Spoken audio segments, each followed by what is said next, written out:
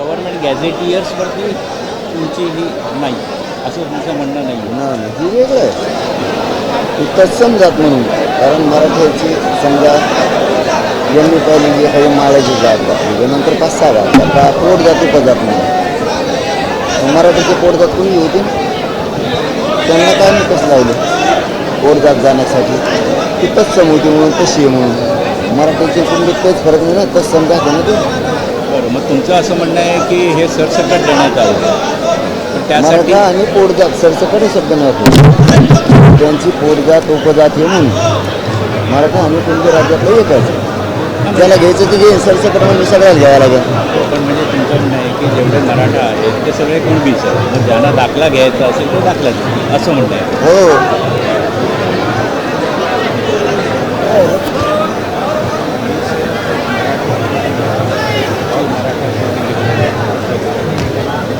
आणि एकदा हे डिक्लेरेशन झालं की ज्यांना अर्ज करायचं ते घेतलं.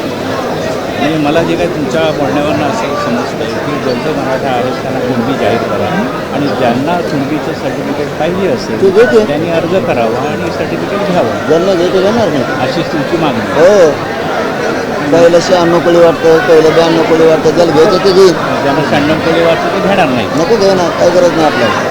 पण या मागणी संदर्भात मंत्रिमंडळाचा जो निर्णय झालेला आहे तो मी आपल्याला वाचून दाखवतो की कुणबी जातीचे दाखले देण्याची प्रक्रिया वंशावळ समित्यांना मुदत दिलेली आहे. संदीप शिंदे समितीच्या स्थापनेपर्यंत 58 लाख इतक्या कुणबी जातीच्या नोंदी आढळलेल्या आहेत. राज्यभरात 24/10/23 पासून 10,35,000 इतकी कुणबी प्रमाणपत्र जाहीर करण्यात आलं. आता हे महत्त्वाचं जे मंत्रिमंडळाचा निर्णय आहे. जात प्रमाणपत्र देण्यासंदर्भातील कायदा नियम यातील तरतुदी पाहता जातीच्या दाखल्यासाठी व्यक्तीने अर्ज करणे आवश्यक आहे. तसेच कायदा व नियमांमध्ये मान्य केलेले अभिलेख पुरावे सादर करणे आवश्यक आहे. सक्षम अधिकारी पुराव्यांची छाननी करून अर्जदार व्यक्तीस जातीचे दाखले देण्यात येतात. कायद्यास अभिप्रेत केली ही प्रक्रिया पाहता जातीचा दाखला हा व्यक्तीला मिळू शकतो. कोणत्याही एका समाजाला सरसकट जातीचा दर्जा देणे अभिप्राय नाही.